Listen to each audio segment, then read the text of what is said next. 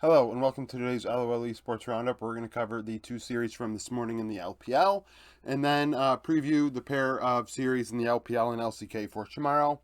Prediction wise, I'm 197 and 91 on the year. Power rankings will be updated next video, so a few hours that video will be up.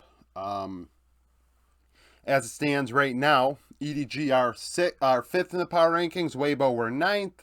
EDG 8-3. Weibo, EDG 8-2. Weibo 7-3. EDG win 2-1. Fofo 4-2-13 with the team leading 32% of damage. Ale in top lane went 10-4-5 and was MVP in my opinion. Light 10-4-7, 30% of damage for Weibo. So the Shy played one of the Shy games.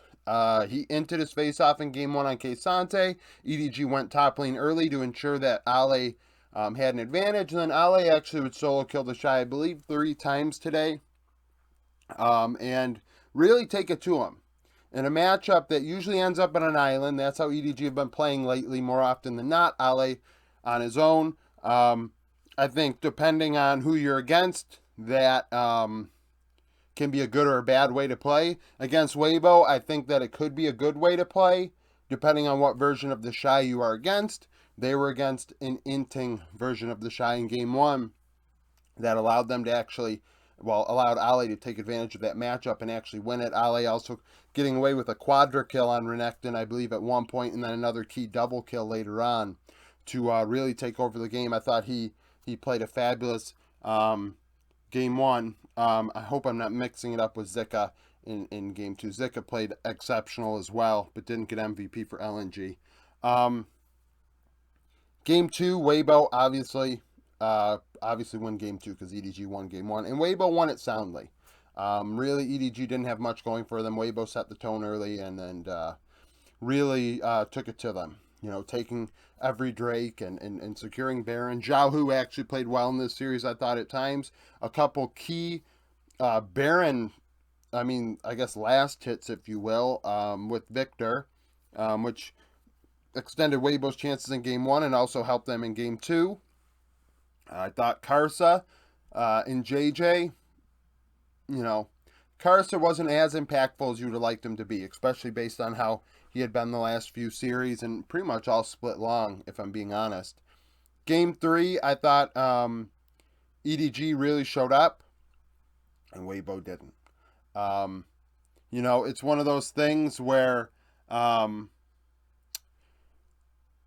am surprised how well Leave has been able to play. The rookie has really been able to get it going alongside Mako and actually perform at a high level and make a real case for rookie of the split alongside, YSKM and LP for LNG and others. But, it seems that he's not really hitting a wall at all. Going throughout this split and facing a team like Weibo with Light and Crisp, who some people think Light is a elite top 5 AD carry. I wouldn't put him that high, but a lot of people would.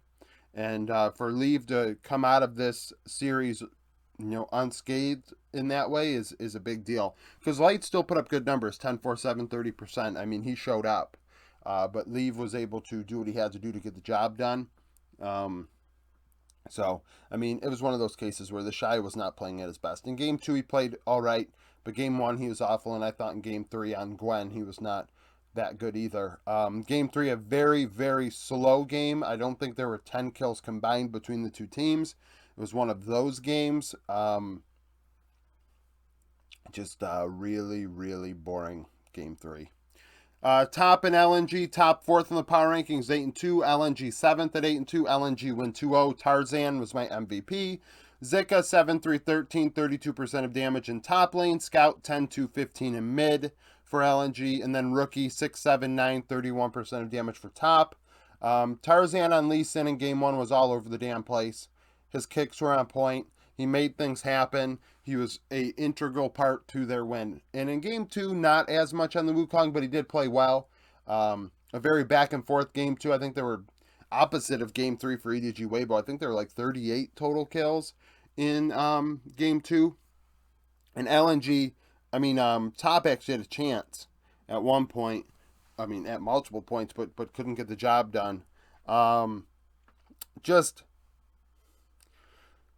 I think Ching Tian is going to start getting a little exposed now that the meta is starting to shift a little bit from bruisers to whatever we're going to have. Kesante kind of falling out of meta here, and that was Ching Tian's best champion by far. And without that, I think he's going to start getting exposed. You see Zika doing very well into him today. Zika being one of the more underrated players. I mentioned yesterday, honestly, his stats are outstanding. He is probably the most underrated top laner right now in the world. I wouldn't mean that he's like top 5. Maybe he's a top 5 performer right now. I wouldn't say he's top 5 player. But at the same time, he is playing at a very, very high level.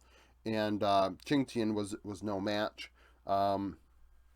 Mid lane, Scout got around on the Gragas and the Rise, ensuring that the team had advantages in team fights. The Gragas actually being more active than I thought it would be. In bot lane, once again, top bot lane does not do enough. Jackie Love playing Xayah. He gets a Baron at one point, but otherwise, Jackie the top bot lane is probably their worst part right now. Ching Tian, I'm not surprised that he's meta dependent. I don't think he's overly great. His Kesante is good, but outside of that, I'm really not too high on him. But the bot lane for top with Jackie Love and Mark, that needs to be a lot better, and I don't think it's really performing all that much. Tian and Rookie are doing a lot of the work, and Ching Tian, when he got Kesante, and good matchups with bruisers that he was more comfortable on, he was able to find advantages against oppositions. But the bot lane for top, I don't think has really done all that much, and I think it was exposed a bit today. LP and Hung, that is not a great bot lane. That is mid tier. LP is a young player, and Hung is a young player as well. But Hung is a bit of an inter still, and they can definitely improve. By the end of the split, they could be, solid footing, both of them. But this is a matchup where top you would think should have won in the bot lane, and they simply didn't. They simply did not. Sneak peek for tomorrow. Not as interesting as today's schedule, unfortunately. We have one series that's 2 top 25 teams as of right now. Like I said, the power rankings will be updated in a couple hours. OMG and AL. OMG 23rd at 6-4. AL 2-9. Oh my God, beat JDG last week. A big upset win. Anyone's Legend lost to Weibo. In week 8 of summer, OMG would win 207 of the 10 starters overlap. From that series, Abel and Betty, both 80 carries, were in that one. PP God and Sword Art were not. So Abel went 12-4-14 for 37% of the team's damage. Betty 3-3-10 for 27% for AL. PP God at the time with Victory 5 and Sword Art with Weibo. Ultra Prime and Team World Elite up 3-8, we 4-7. We lost to JDG last week, and Ultra Prime lost to IG. Last time they played was week 10 of summer. Only 2 starters come from that series where Ultra Prime would win 2-0. Harry was playing in that one in top lane for Ultra Prime, and Shanks was in it for World Elite.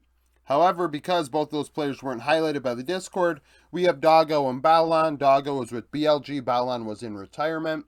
And then Hope and Iwandi. Hope with JDG last year, and Iwandi was a substitute for LNG. LCK, Nongshim, and KDF, both teams out of the playoffs. I think they're both eliminated. Nongshim 1-13, KDF 3-11. Nongshim coming off of a loss to DRX, and KDF coming off of an upset win against Live Sandbox. In week 4, earlier this split, KDF would win 2-0. The mid lane was highlighted. Bulldog went 3-4-15 for 25% of the team's damage. Fiesta went 2-5-3, 21% across from him, both rookie mid laners. And then KT and HLE. KT 10th in the power rankings, HLE 14th, both 9-5. KT coming off of a win against Sandbox, HLE coming off of a loss to D+. In week 2, earlier this split, KT would win 2-0, and it was one of the more lopsided series we've seen so far. HLE would only have 2 kills total between the 2 games. BDD went 5-0-12 with 20% of KT's damage.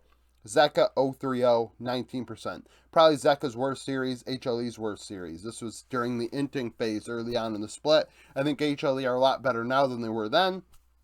Now, where do they stand? We'll find out amongst the top 6 teams, but HLE are definitely different than they were at that time, in my opinion. I do not anticipate that big of a blowout. So that's it for the roundup. Thank you for watching. If you like the video, like it. Subscribe to the channel for daily League of Legends content. Follow me on Twitter. Join the Discord. Become a YouTube member. And thank you for watching.